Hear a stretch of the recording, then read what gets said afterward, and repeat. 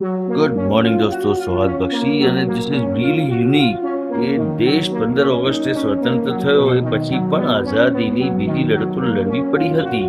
જુનાગઢ, દીવ, દમણ, કાશ્મીર, ગોવા, હૈદરાબાદ, પોંડિચેરીનો આઝાદી દિન 15મી ઓગસ્ટ નથી.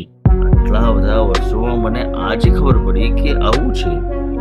આપણા ઇન્ડિયામાં જે આપણો પાઠ્યપુસ્તક એટલે જે સિલેબસ છે, રાઈટ, કેટલો અજીબ છે કે એમાં મને તો ખ્યાલ જ નથી કે આવું મેં શીખ્યું છે.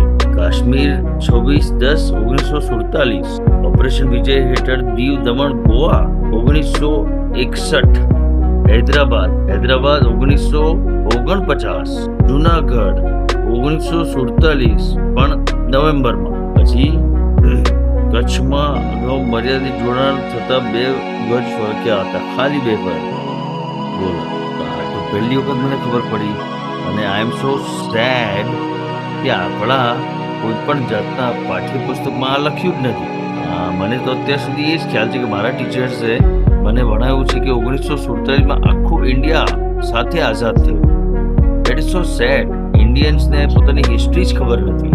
અને આની પાછળ રહી શકે છે બહુ મોટું કોન્સ્પિરસીનું કારણ